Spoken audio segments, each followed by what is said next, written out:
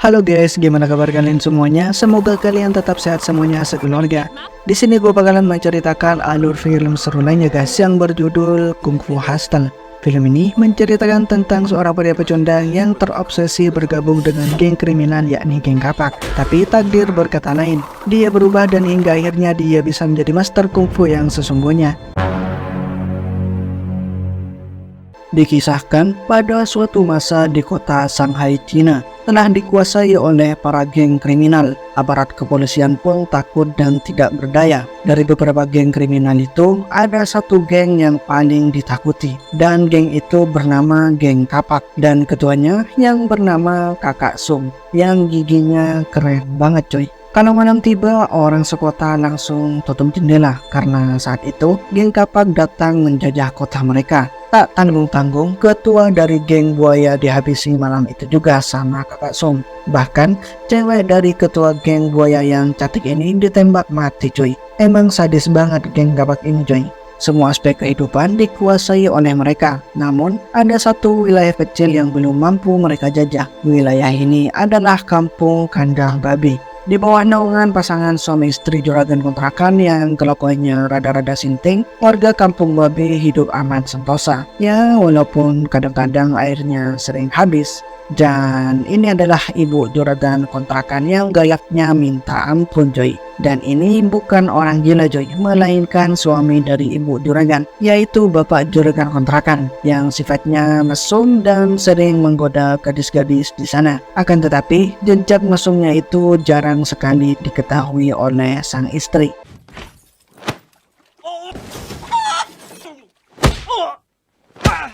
Suatu hari, ada dua pemuda tengil yang mendatangi kampung kandang babi tersebut. Yang satu badannya kurus yang bernama Sing, dan yang satu lagi badan gemoy dengan tumpukan lemak yang bernama Bon Bon. Di sana, Sing mengajak si gendut masuk ke tukang cukur buat ngerapiin rambutnya si gendut. Sing minta ke abang tukang cukur buat ngerapiin rambut si gendut dan sedikit dipermak. Karena hasil cukurannya terlalu bagus, Sing protes dan komplain ke tukang cukur buat minta ganti rugi nih coy. Dengan mengandalkan gambar tato kapak yang bergetar di sekumpulan lemaknya si gendut. Mereka mengaku kalau dia adalah anggota dari geng kapak yang sangat kejam. Dan si tukang cukur yang lagi dipalak tidak merasa takut dengan gertakan mereka cuy. Dan pembicaraan mereka menarik warga sekampung di situ buat mendekat. Dengan gagah beraninya, Sing menantang mereka semua untuk maju satu persatu melawan dirinya. Dimulai dari emak-emak yang dia panggil yang bekerja sebagai tukang sayur. Sing menyuruh emak-emak itu buat mukul dirinya cuy. Dan ternyata emak-emak di sini pada jago ngejotos cuy. Maka dari itu, Sing mencari lawan yang lain, mulai dari orang yang pelangak-pelongok dan ternyata badannya tinggi banget, sampai bocah yang badannya kekar banget cuy. Tapi Sing beralasan dengan bilang kalau dia masih terlalu bocah buat melawan dirinya. Sampai akhirnya datanglah emak-emak juragan kontrakan yang dipanggil oleh si tukang cukur. Di sini Sing ngelakuin hal yang fatal cuy, dengan ngata-ngatain doi sebagai babi gendut. Dan tanpa basa-basi, emak juragan ini ngeluarin sendal jepitnya buat mukulin Sing cuy. Sampai dia lari ketakutan buat ngadepin manusia terkuat itu, yakni emak-emak cuy.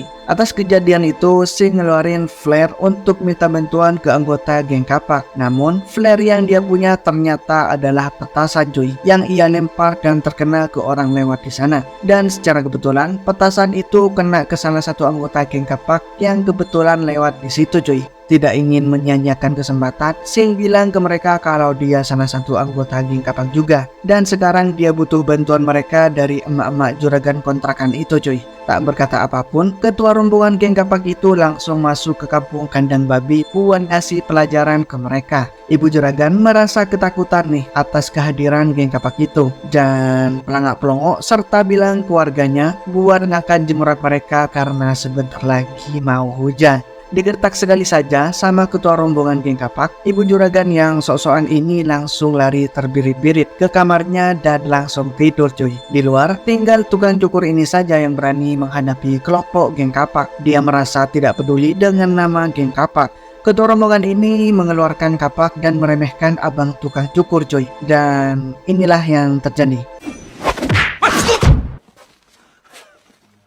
Ya, ketua rombongan itu langsung mental cuy ke tong sampah dengan sekali pukulan saja. Ngerasa kekuatan mereka tidak seimbang, salah satu anggota geng kapak menyalakan flyer ke angkasa untuk meminta bantuan. Dan benar saja, tak berselang lama bantuan mereka pun datang. Tanpa diduga bantuan mereka sangatlah amat banyak cuy. Gemuruh langkah kaki mereka bergetar di kampung itu, sampai membuat lipstik cewek cantik ini saja belepotan cuy. Kakak Sung juga ikut turun ke sana dan bilang ke warga kampung babi siapa yang ngelakuin itu semua, dan kalau tidak ada yang mau mengaku, seorang ibu dan anaknya yang jadi sandera akan dibakar hidup-hidup cuy. Bukannya mengaku, si tukang cukur ini malah takut dan pasrah saja. Setelah semuanya diam dan ketakutan, ada seorang laki-laki yang nyelamatin wanita itu, dan kita sebut saja dia si kuli bangunan. Tanpa basa-basi, kelompok geng kapak ini langsung nyerang laki-laki tersebut, dan pertarungan pun tak terhindarkan cuy. Ternyata kuli ini sangatlah jago kungfu coy, dan dia melawan gerombolan geng kapak ini sendirian. Dan tak berselang lama, tukang jahit yang rada-rada feminim ini juga ikut bertarung. Dan ternyata di balik beconnya ini, dia tidak kalah jago kungfu coy sama si kuli bangunan. Di sisi lain, abang tukang roti ini melihat temannya bertarung, tangannya jadi gatel nih coy buat ikut bertarung juga. Dan pada akhirnya dia nimbrung juga dan bertarung bersama mereka.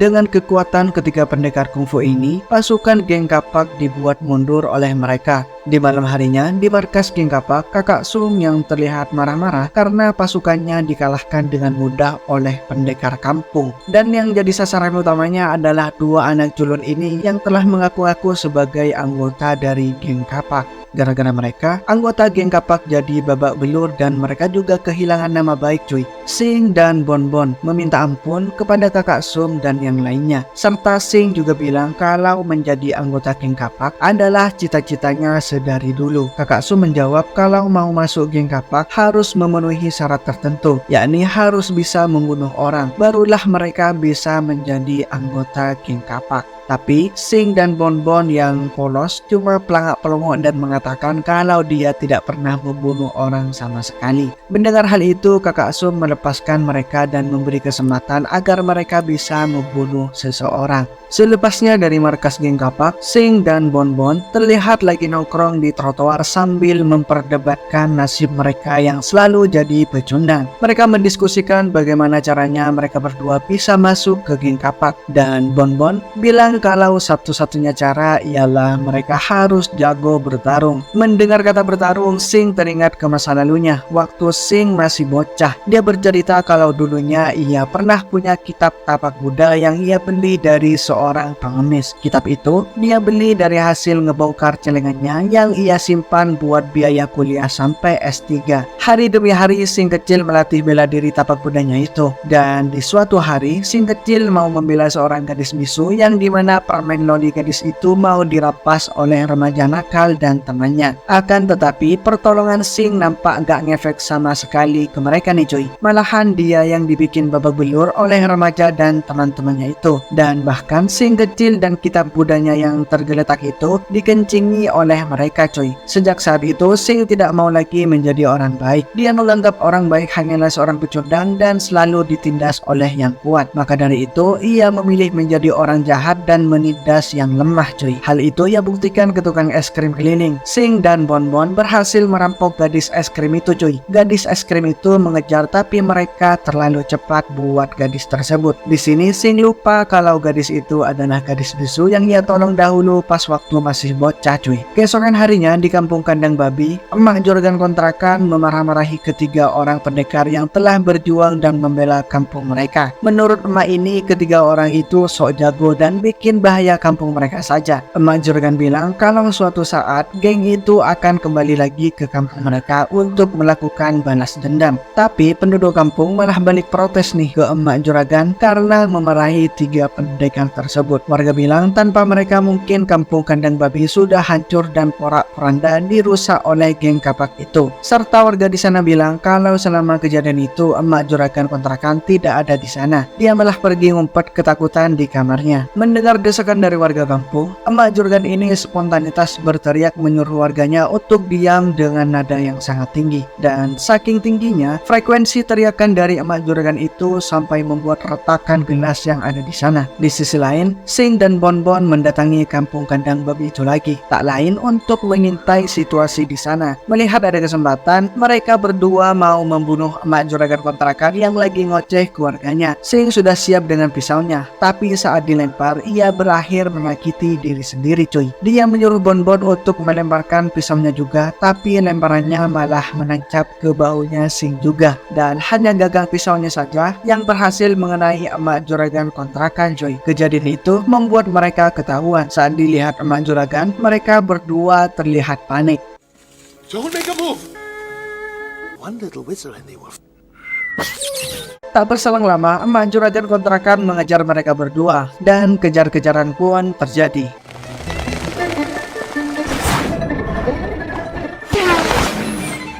Tapi untungnya Sing dan Bonbon berhasil lolos dari kejaran emak kontrakan itu cuy. Di markas geng kapak itu sendiri terlihat kakak Sum yang tidak terima atas kekalahan gengnya kemarin. Dan terlihat kakak Sum sedang merekrut dua orang pasangan pembunuh bayaran yang dijuluki pendekar kecapi sakti. Mereka berdua diminta untuk membalaskan dendam pada orang-orang kampung kandang babi. Di kampung itu sendiri, keputusan emak juragan udah bulan nih cuy, untuk menyuruh mereka bertiga pergi dari kampung tersebut. Dan tiga pahlawan itu menerima keputusan dari emak juragan tersebut. Saat si tukang kuli ini hendak keluar, di sana ternyata sudah ada pendekar kecapi sedari tadi, tak lain untuk membalaskan dendam para king kapak. Dan si tukang kuli ini tidak tahu nih cuy, kalau nyawanya sedang terancam. Hanya beberapa langkah saat melewati pendekar kecapi sakti, kepala si tukang kuli ini langsung putus cuy. Tak puas dengan hal itu, dua pendekar ini juga menyerang abang tukang jahit cuy. Awalnya tukang jahit ini bisa melakukan perlawanan, tetapi beda cerita nih saat dua pendekar kecapi ini bersatu. Kekuatan mereka sangatlah mengerikan cuy. Serangan-serangannya sangat susah dihindari, dan pertahanan mereka pun juga sangat susah ditembus. Abang tukang jahit dibuat babak belur oleh mereka. Dan saat pendekar kecapi ini mau membunuh dengan jurus andalan mereka, tiba-tiba ada abang tukang roti yang menolongnya. Jurus tombaknya mulai bisa mengimbangi serangan-serangan dari pendekar kecapi tersebut cuy. Mereka saling balas-balasan serangan, namun pada akhirnya abang tukang roti ini harus terkena pukulan telak dari jurus pendekar kecapi sakti.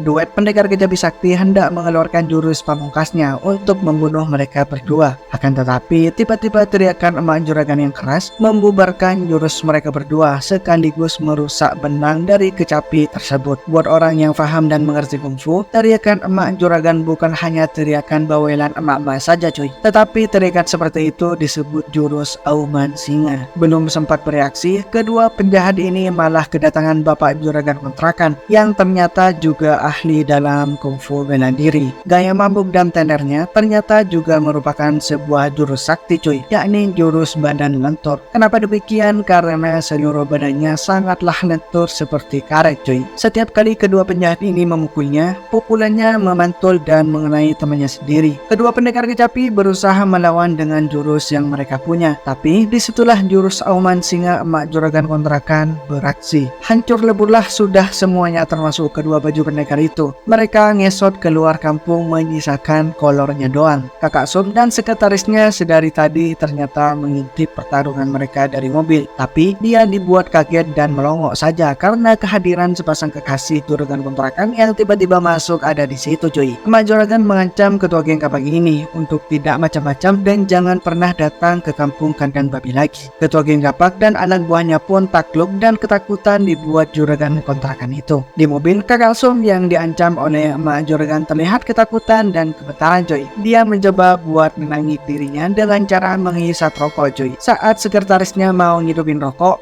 malah rambut kakak Sum yang kebakaran coy. Keesokan harinya, diperlihatkan Sing dan Bonbon yang masih nutang-natung di pinggir jalan tanpa tujuan yang jelas nih coy. Dan tiba-tiba mereka bertemu lagi dengan wanita penjual es krim yang kemarin coy. Melihat kesempatan itu, mereka berdua merampok semua uang wanita itu lagi. Saat itulah wanita menunjukkan barang kenangannya, yaitu sebuah permen lollipop. Seketika Sing teringat dengan wanita bisu yang dia pernah tolong saat masih kecil. Wanita ini ingin mengingatkan Sing kalau sebetulnya ia bukanlah orang yang jahat, melainkan orang yang sangat baik coy. Tapi pada saat itu Sing sedang diliputi oleh Saiton. Ia malah merusak permen kenangan wanita itu. Sing dan Bonbon berlari dari kejadian itu. Uang dan curian itu Sing berikan semuanya ke sahabatnya itu, dan mereka pun bisa coy. Tak lama kemudian Sing dihampiri oleh dua anggota geng kapak yang menjemputnya untuk bertemu dengan kakak Sum. Dan tiba-tiba bos geng kapak ini merekrut Sing dan menyuruhnya untuk melakukan sebuah misi rahasia. Dia ditugaskan untuk mengeluarkan seorang mantan pendekar penjahat yang paling ditakuti di masanya, yang sekarang menjadi tahanan rumah sakit jiwa. Dalam penjagaan yang ketat itu, mereka berhasil membobol pagar dan Sing pun berhasil masuk ke dalam rumah sakit itu cuy. Di dalam rumah sakit, Sing terus mencari keberadaan dari The Beast, dan sampai akhirnya dia berhasil menemukan ruangan tahanan Beast. Setelah pintunya dibuka, Sing agak kaget nih, karena penjahat yang ditakuti itu sekarang sudah seperti kakek-kakek yang terlihat tidak berbahaya sama sekali cuy. The Beast pun berhasil dibawa ke markas geng kapak.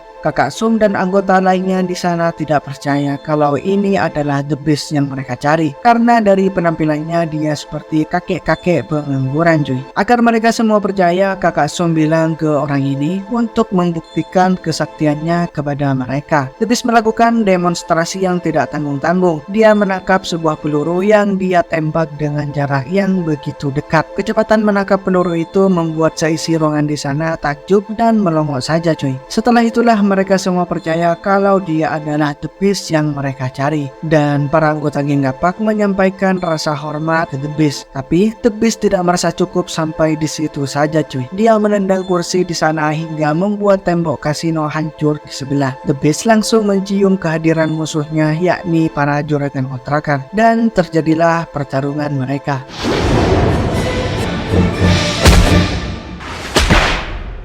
Duet dari juragan kontrakan terus menyerang, tapi kecepatan dan kekuatan dari The Beast memang sangat luar biasa cuy. Semua serangan juragan kontrakan ini berhasil dibalikkan menjadi serangan balik. Duo kontrakan kewalahan menghadapinya, dan sampai akhirnya emak kontrakan mengeluarkan jurus andalannya, yakni Auman Singa. The Beast ternyata masih bisa menahan jurus Auman Singa itu, dan bahkan dia bisa balik lagi menyerang mereka cuy. Dua juragan mulai terpojokkan. Mereka kini harus menggunakan trik terakhir yang mereka punya, yakni dengan menggunakan bel kematian sebagai corong bagi suara Auman Singa. Saat itulah The Beast mulai bisa ditaklukkan. Suara Auman Singa yang disalurkan lewat corong membuat semua yang ada di sekitarnya porak-poranda, termasuk The Beast itu sendiri coy, yang dimana tubuhnya mulai menerima luka parah. Emak juragan hendak melakukan serangan terakhir, namun pada saat itu akal bulus tipikal penjahat yang dilakukan oleh The Beast dan membuat emak kontrakan berhasil ketipu daya olehnya. The Beast bersikap seolah minta ampun kepada mereka, tapi disitulah kelicikan The Beast. Pada saat keduanya lengah, The Beast langsung menusuk mereka dengan senjata bunga persik dan tajam. Keduanya roboh dan akhirnya mereka terlibat posisi saling kunci bersamaan dengan si The Beast itu cuy. Kakak Sum menyuruh Sing untuk membantu The Beast dengan memukul kedua juragan kontrakan. Perintah dari Kakak Sum itu membuat Sing jadi jengkel, dan dia memukul Kakak Sum serta dia juga memukul The Beast cuy. Hal itu membangkitkan kemarahan dari The Beast cuy. Dia melepaskan kunciannya dan menghampiri Sing. Lalu dengan kekuatan pukulan yang sangat luar biasa itu dan bertenaga, The Beast memukul Sing sampai dia tidak berdaya. Nasib Sing masih sangatlah beruntung cuy, karena selepas itu ia dibawa lari kabur oleh dua juragan kontrakan ketika The Beast sedang lengah. Sementara itu, The Beast yang penasaran dengan musuhnya ini kini mulai berambisi untuk berkuasa dan mengambil alih posisi dari Kakak Sum, dan di saat itu jugalah dia menjotos Kakak Sum hingga menewaskannya. Sesampainya di kampung kandang babi, dua juragan kontrakan ini sesegera mungkin menolong dan mengobati Sing yang sedang terluka parah, dan untungnya Sing berhasil diselamatkan berkat struktur tubuhnya yang bagus dan berkat latihan tapak kuda yang dulu pernah ia pelajari. Aliran energi Chi yang telah disalurkan oleh The Beast lewat pukulannya telah mengoptimalkan potensi yang ada di dalam tubuhnya si Sing. Dan keesokan harinya, The Beast yang sudah menjadi pimpinan geng kapal itu mendatangi kampung kandang babi. Dia mencari kedua juragan kontrakan dan berniat membasmi semua musuhnya yang masih tersisa. Dan di sisi lain, kedua juragan kontrakan ini sedang diistirahatkan oleh Sing, dan dialah yang akan menghadapi para geng kapal itu. Karena kini si pecundang itu telah menjadi pendekar sakti yang sesungguhnya cuy.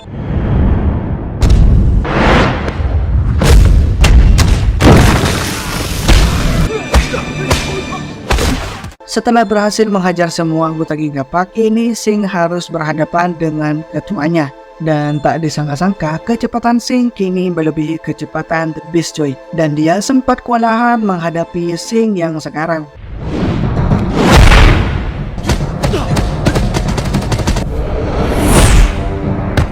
Karena keadaan sudah mendesak, The Beast mau tidak mau harus mengeluarkan jurus pamungkasnya, yakni cosplay jadi manusia kodok cuy. Melihat jurus aneh The Beast itu, Sing kaget dan tidak menyangka kalau musuhnya ini bisa bertransformasi menjadi manusia kodok. Dengan jurus kodoknya itu, ia melesat dengan cepat dan menghantam Sing. Dan pada suatu momen, The Beast berhasil menghantam Sing hingga ia terpental jauh ke angkasa. Dan di saat itulah Sing memperagakan jurus tapak Buddha, jurus paling sakti yang tidak ada tandingannya. Hanya satu dari jutaan orang yang dapat menggunakan jurus tersebut, dan selama ini jurus itu terpendam dalam tubuhnya. Sing meluncur menuju daratan dengan kekuatan bak meteor. Ia menghantam The Beast dengan kekuatan tapak Buddha tanpa menyentuhnya sama sekali cuy. Dan pada saat itulah The Beast berhasil ditaklukkan, dan The Beast pun bersujud ke Sing nih cuy, dan meminta agar dia bisa mengajari jurus itu kepada dirinya.